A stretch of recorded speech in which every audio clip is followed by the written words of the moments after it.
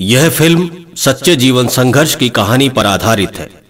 लाल मुन्नी एक छोटे से गांव में अपने माता पिता और 11 बहन भाइयों के साथ रहती थी। शादी के कुछ समय बाद दिल्ली शहर आ गई। अल्पायु में ही जीवन की जटिलताओं को सुलझाते सुलझाते इस दुनिया से विदा हो गई। हमारे देश ही नहीं वरन संसार में कई ऐसी लाल मुन्नी हैं जो अपने बचपन से अपनी मृत्यु तक संघर्ष करती हैं, किंतु ये समाज उससे अनभिज्ञ रहता है। लाल मुन्नी के जीवन चरित्र से मां का महत्व दर्शाया गया है।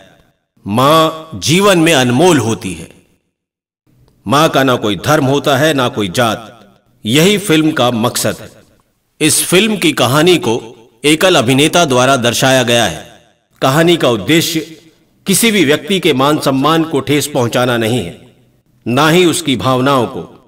सच्ची घटनाओं और थोड़ी सी कल्पना के घोड़े पर सवार होकर लिखी गई ये कहानी केवल लेखक का अपना व्यक्तिगत विचार है। यह आवश्यक नहीं है कि सभी इस विचार से सहमत हों। यदि इस फिल्म की कहानी किसी और के जीवन चक्र से मेल खाती है तो यह केवल संयोग मात्र है।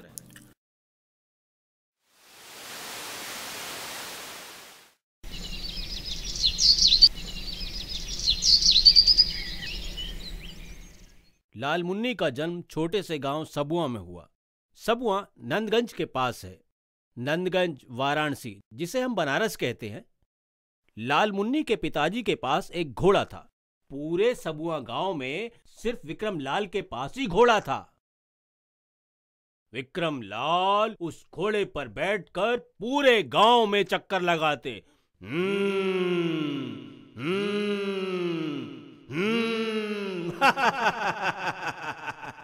और लाल मुन्नी खुश होती।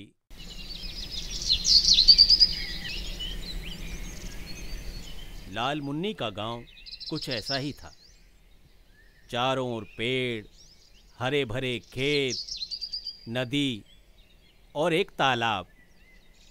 पूरे सबुआ गांव में एक ही ट्रैक्टर था, वो भी बिना पहिए का। लेकिन लाल मुन्नी उस पर भी खूब इतराती थी। हमरे गांव में ट्रैक्टर है। घर में रोटी बनाने का काम सिर्फ लाल मुन्नी का था। लाल मुन्नी अपनी माँ से कहती, हे माई, मैंने खेतों में पानी डाल दिया है, सब बच्चों को खाना भी खिला दिया है, अब मैं नदी में मछली पकड़ने जा रही हूँ। और लाल मुन्नी फुर्र से उड़ जाती। बहुत भोली थी लाल मुन्नी। अरे एक बात तो बताना ही भूल गया, लाल मुन्नी 5वीं पास थी। अपने आप को नॉन मैट्रिक कहती थी।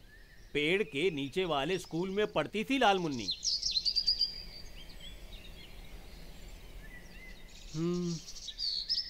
बस यूं ही नाचते गाते हंसते खेलते लाल मुन्नी का बचपन बीत गया।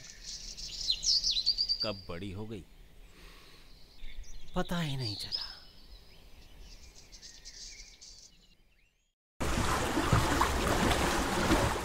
बहुत खुशी का मौका है। आज लाल मुन्नी की शादी है।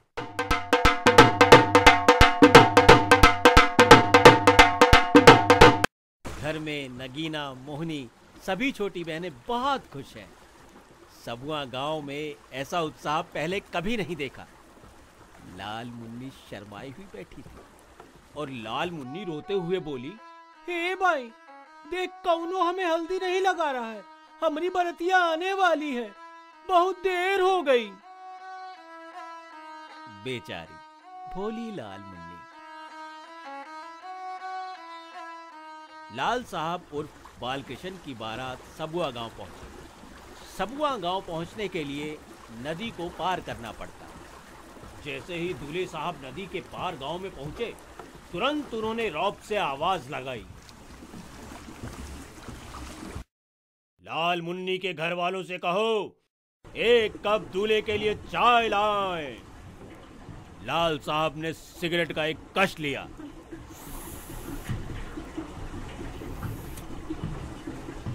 वाह, क्या दूल्हा था।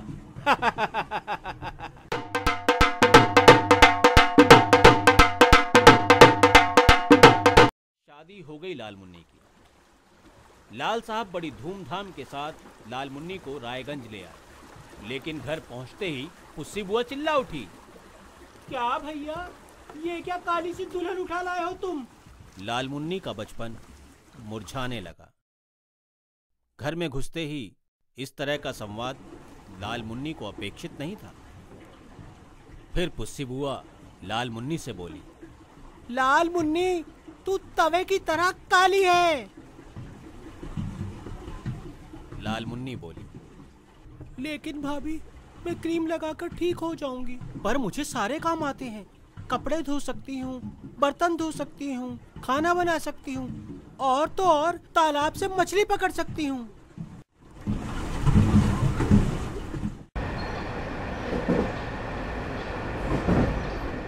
1965 या 66, ठीक से याद नहीं, लाल मुन्नी दिल्ली शहर में आ गई अपनी खुशियों को ढूंढने के लिए। लेकिन उस बेचारी को क्या पता था कि उसका संघर्ष यहीं से शुरू होगा। लाल साहब, लाल मुन्नी और उनके 2 बच्चे दिल्ली शहर पहुंच गए। लाल मुन्नी ने शुरुआत की सेवानगर से। दिल्ली पहुंची और सेवानगर में एक मकान किराए में लिया। वो मकान था चंद्रिका तिवारी का। उसमें रामकलब तिवारी भी रहते थे, जगदीश तिवारी भी रहते थे, साहू जी रहते, उनका लड़का रहता, लाल मुन्नी रहती, उसके 2 लड़के रहते, लाल साहब रहते, लगभग 9 आदमी थे। लेकिन उस मकान में एक आदमी की भी जगह नहीं थी। एक छोटा सा कमरा और एक छोटी सी रसोई। पर निभा लिया लाल मुन्नी ने और शुरुआत कर दी अपनी जिंदगी की। दिल्ली आते ही लाल साहब की तो लॉटरी खुल गई। मुंह में पान, हाथों में सिगरेट, ताश, कभी कभी शराब और शबाब। नहीं, शबाब लखनऊ में छोड़ दिया था।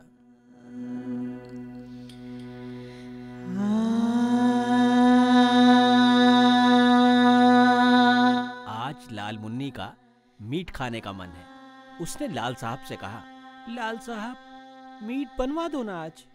लाल साहब बोले, जाओ, जाकर चंद्रिका तिवारी के अखबार बेचकर कबाड़ी वाले को और मीट ले आओ। लाल साहब की तनख्वाह बहुत कम थी, लेकिन वैरायटी का खाना खाते थे और बच्चों को भी खिलाते। अखबार बेचा गया, मीट आया और सबने खूब मौज उड़ाई। लाल मुन्नी का बटली में बना हुआ मीट लाजवाब होता था। बटली ही उसके पास थी, पूरे मोहल्ले में किसी के पास नहीं थी, वो भी पीतल की। ऐसी इसे बटली कहते हैं। लाल साहब जब शेप बनवाने जाते तो ये पक्का हो जाता कि आज घर में मीट बनेगा। लाल मुन्नी प्याज काटती और सिलबट्टे पर मसाला पीसना शुरू कर देती और हम बच्चे डांस करते, ओए ओए ओए ओए ओए ओए ओए ओए ओए। कोयला और अंगीठी लाल मुन्नी की जिंदगी बन गई। वो रोती, ये कोयला तोड़ते तोड़ते हमरे हाथ दर्द हो जाते हैं। वाकई कोयले का धुआं लाल मुन्नी की तबीयत खराब करने लगा।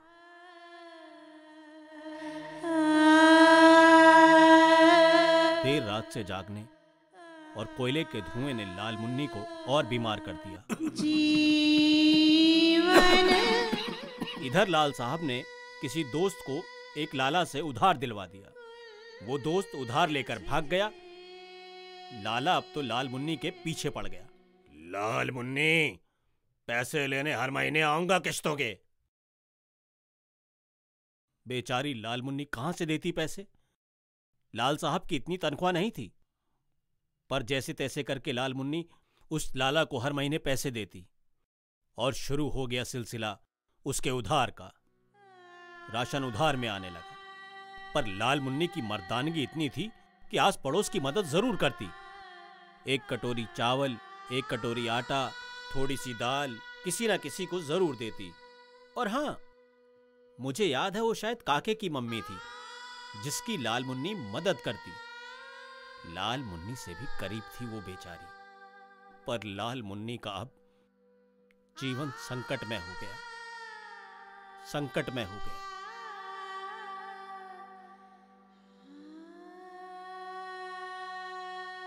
एक दिन अचानक ना जाने क्या हुआ, लाल मुन्नी को एक दौरा पड़ा, शायद लकवा मार गया, हाथ पैर टेढ़े मेढ़े हो गए।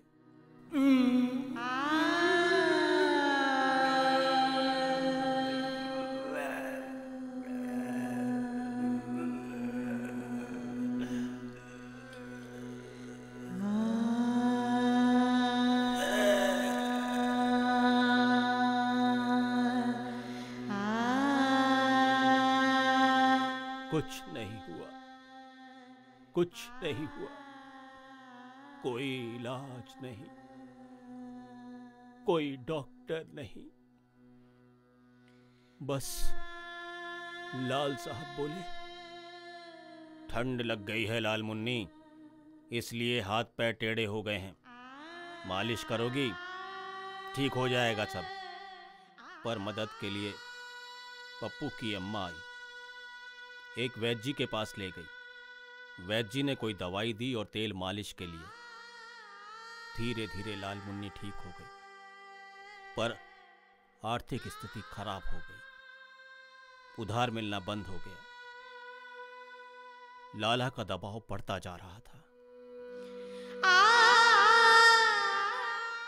आज लाल मुन्नी बड़ी खुश है, 2 कमरों के नए मकान में जा रही है, सेवानगर छोड़कर नानकपुरा। लाल साहब ने कोई सरकारी चक्कर चलाया और मकान अलॉट करा लिया। लेकिन यह खुशी ज्यादा दिन तक नहीं रही।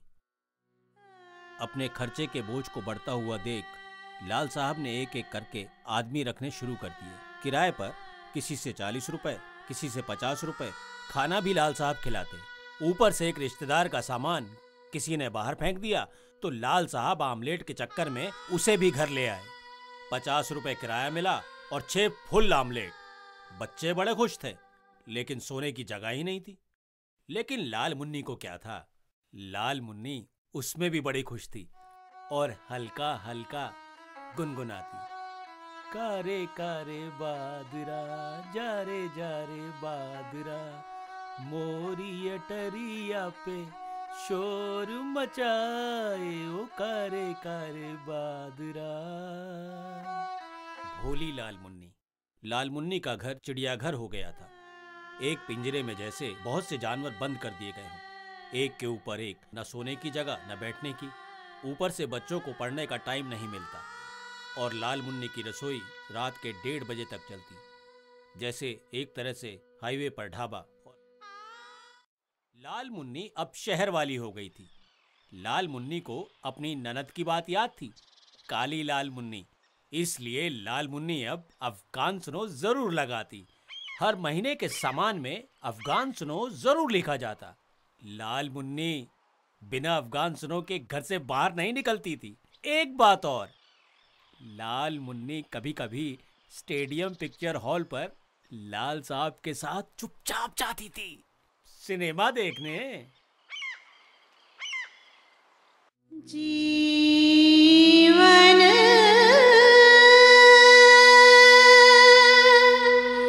उलझे सुलझा जाती। लाल मुन्नी 3 बजे रात को सोती और 5 बजे उठ जाती। सुबह से ही काम में लग जाती। इधर डॉक्टर ने उसको गलत इंजेक्शन लगा दिया। उसकी बीमारी और बढ़ गई, खांसी रुकती नहीं थी।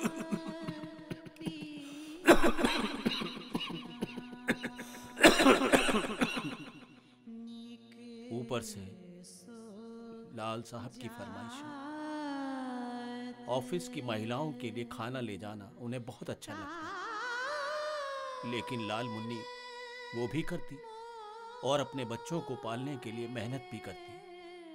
आमदनी 98 थी और खर्चा रुपया, पर करती थी बेचारी।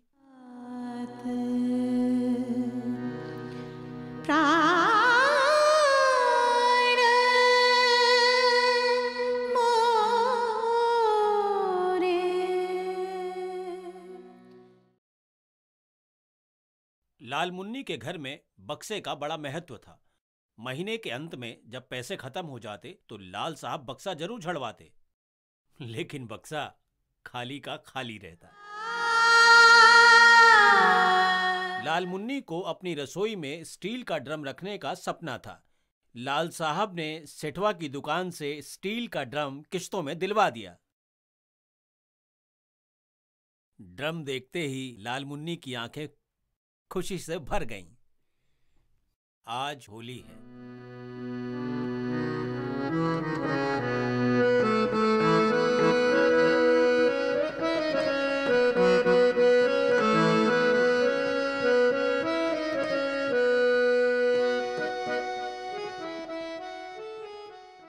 लाल मुन्नी खांसते हुए गुजिया बना रही है, नमक पारे तल रही है।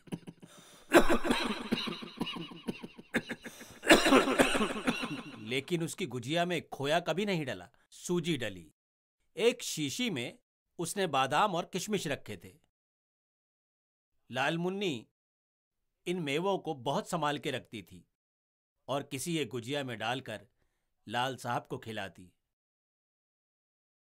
बच्चों को पिचकारी नहीं मिलती थी, पैसे नहीं होते थे ना, इसलिए सेल को तोड़कर वो रंग बनाते और हाथ अपने काले कर लेते और फिर लगाते दूसरे बच्चों के चेहरे पर। बच्चे चिल्लाते, होली है, होली है, होली है, होली है।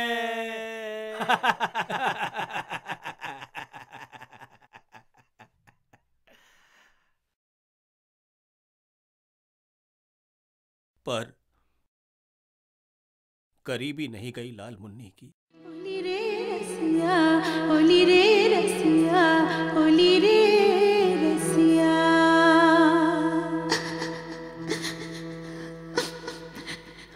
होली रे रसिया।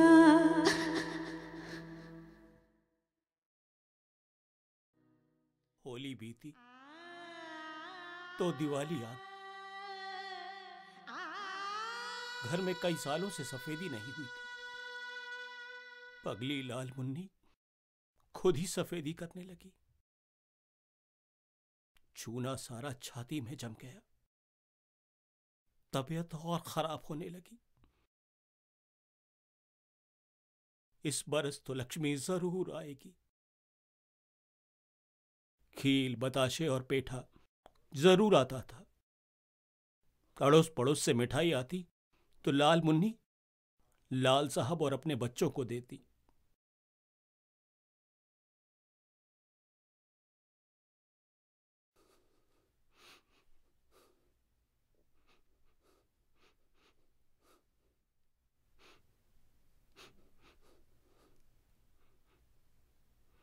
सुबह 4 बजे उठकर दरिद्र देवता को भगाती, पर दरिद्र देवता नहीं भागे। हर बरस की तरह लक्ष्मी फिर नहीं आई।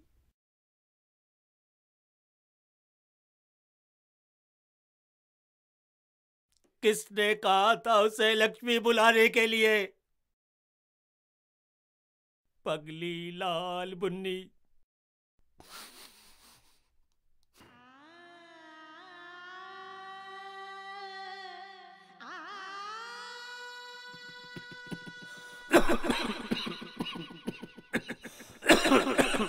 आज लाल मुन्नी बड़े गुस्से में है। गुलाब सिंह रावत, उसका किराएदार, उसने उसके बड़े बेटे लिल्ली को डांट दिया पानी बंद करने के लिए। लाल मुन्नी गुस्से से बोली, हे गुलाब सिंह, खबरदार जो मेरे बेटे को डांटा तो हड्डी काट कर गंगा जी में गाड़ दूंगी। पर लाल मुन्नी थोड़ा घबरा भी गई।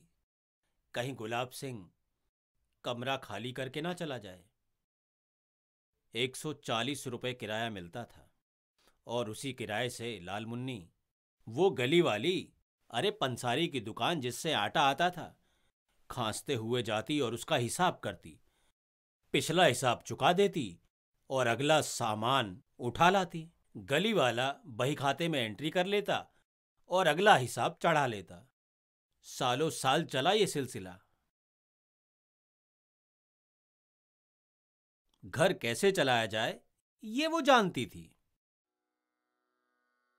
लाल मुन्नी की खांसी अब बढ़ने लगी, सन 75 से लेकर 84 तक। लेकिन अस्पताल नहीं जाती थी, डर गई थी सरकारी दवाओं से, सरकारी अस्पतालों से। हाँ, लिली ने 12वीं पास कर ली, बच्चा भी 10वीं पास हो गया। लाल साहब लिल्ली के लिए चपरासी का जुगाड़ करने लगे कि शायद नौकरी लग जाए। लेकिन लाल मुन्नी की तबीयत बहुत खराब हो गई, छुप छुप कर थूकने लगी। उसे शायद ऐसा आभास हो रहा था कि वो किसी गंभीर बीमारी की शिकार हो गई है। उसने अपने बर्तन तक अलग कर लिए, छुप छुप कर उनको धोती और छुप छुप कर उनमें खाती। 1985 का दिन, 12 फरवरी। अचानक खबर आई कि लाल साहब का एक्सीडेंट हो गया। लाल मुन्नी एकदम हॉस्पिटल की तरफ भागी। डॉक्टरों को उसने कहा कि लाल साहब को बचा लो, लेकिन लाल साहब नहीं बच पाए। मेरे बच्चों का क्या होगा? बच्चे बड़े छोटे हैं। रिश्तेदारों का तांता लग गया, लेकिन किसी ने कोई मदद नहीं करी। हाँ, गली वाली ने मदद जरूर करी, राशन डलवा दिया। 13वीं तक उसी राशन से सारे रिश्तेदारों का भोजन बनता रहा और रिश्तेदार दिल्ली घूमने में मस्त रहे। उन्होंने परवाह नहीं की छोटे बच्चों की। चारों बच्चे अपने आप को असहाय और अनाथ महसूस करने लगे। लाल मुन्नी ने चारपाई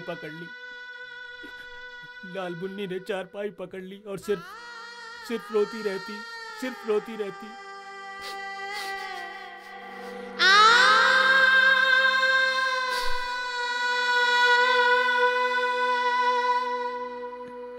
रिश्तेदारों में सिर्फ पन्नालाल जी ने मदद की।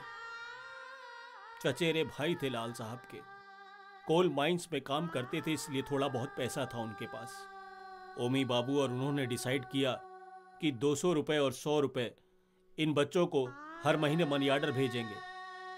मनी आर्डर आने लगा, लाल मुन्नी को थोड़ी सी पेंशन मिलने लगी, घर का खर्चा किसी तरह चलने लगा। लिल्ली ने घर घर जाकर अगरबत्तियां बेची और नौकरी के लिए स्ट्रगल किया। बच्चे ने भी डेली वेजेस की जॉब पकड़ ली। 14 रुपए 20 पैसे मिलते, 100 रुपए हफ्ते में लाकर लाल मुन्नी को दे देता। लाल मुन्नी चारपाई पकड़ चुकी थी। अड़ोस पड़ोस वालों ने कहना शुरू कर दिया कि लाल मुन्नी अब नहीं बचेगी, पता नहीं किस दिन इसका अंत हो जाए। लाल मुन्नी को चिंता सताने लगी अपनी बेटियों की शादी की, लेकिन फिर भी पूरे घर का ख्याल रखती, बच्चों का ध्यान रखती, रिश्तेदारों तक का ध्यान रखती जिन्होंने उसको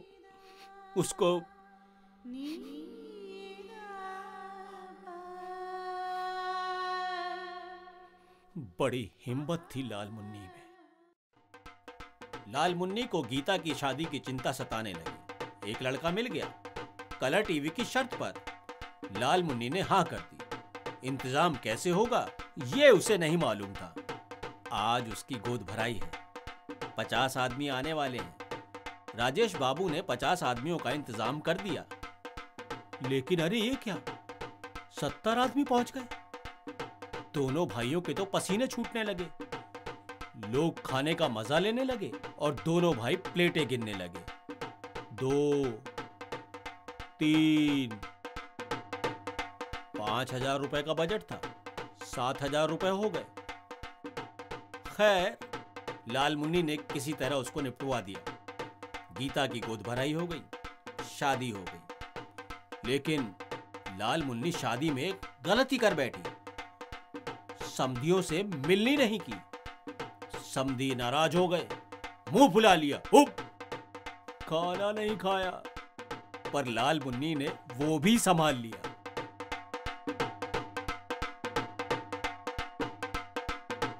शादी में 600 लोगों को बुलाया लाल मुन्नी ने। सारी मार्केट आई, यहां तक कि मीट वाला भी आया। लेकिन जानते हैं, खर्चा हो गया 1,75,000। लेकिन सारे रिश्तेदारों में अपनी उपलब्धि का बयान कर दी। इसी में खुश थी और उसके बच्चों ने उसे खुश रहने दिया। नहीं बताया कि कर्जा कैसे उतरेगा। अब सब ठीक है।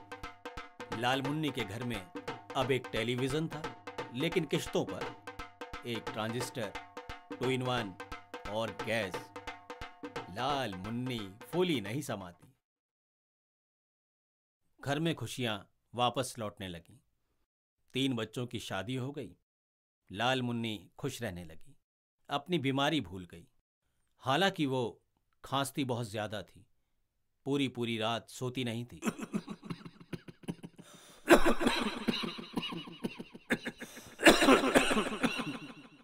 संध्या उसके साथ रहती, उसकी हिम्मत बंधाती कि मां तू जिएगी। लेकिन लाल मुन्नी को उसकी शादी की चिंता सताती। बच्चों ने लाल मुन्नी को उसका बचपन लौटाना शुरू कर दिया। वो चुलबुली सी लाल मुन्नी फिर से अपना बचपन देखने लगी। जेवर गहने नहीं पहने थे, लेकिन महिपाल ज्वेलर से बच्चों ने सोने की पतली सी चेन लाकर दे दी थी। उसको पहनकर लाल मुन्नी एकदम भोली सी ना समाये और दुनिया की सबसे अमीर औरत समझने लगी अपने आप को।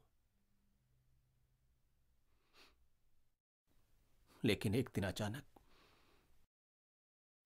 लाल मुन्नी पता नहीं कैसे सिर्फ चंद मिनटों में दम टूट गया। मर गई 1996 में। पोता देखा, पोती देखी, नहीं देखी तो संध्या की शादी। पगली फिर चली गई लाल साहब से मिलने। जीवन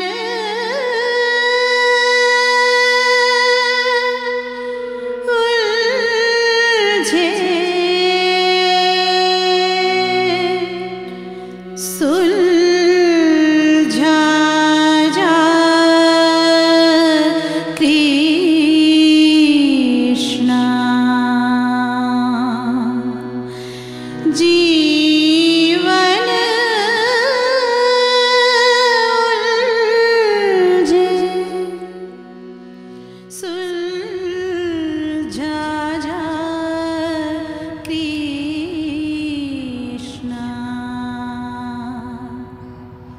निक सो जात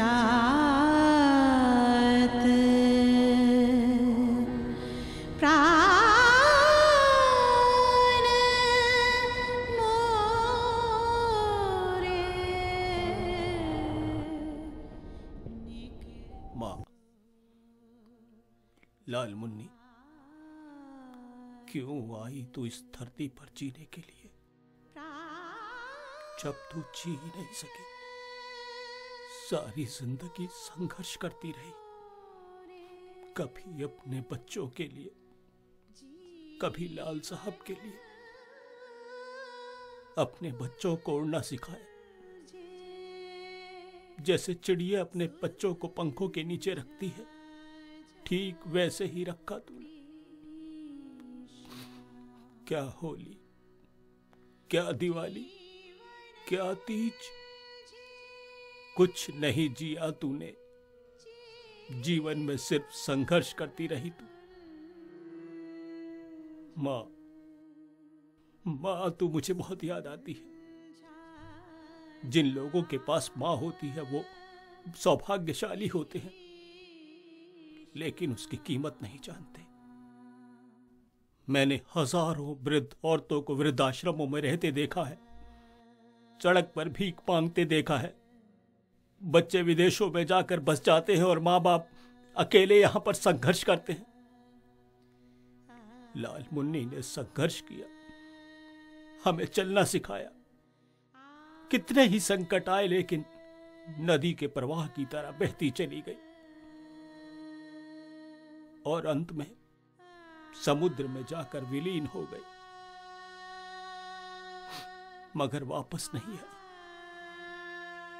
लाल मुन्नी मैं अब भी तुझे पुकारता हूं, मैं अब भी तुझे बुलाता हूं, मैं अब भी पुकारता हूं मां तुझे,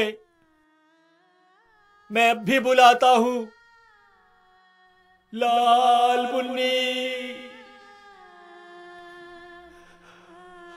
लाल मुन्नी।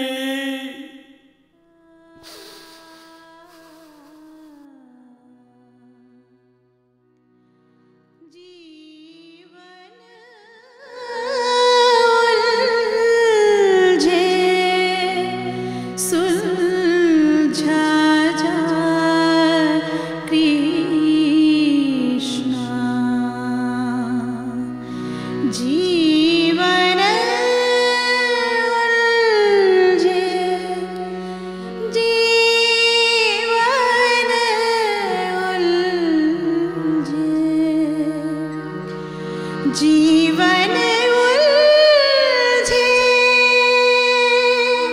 उलझे उलझे, जीवन उलझे सुलझा जा।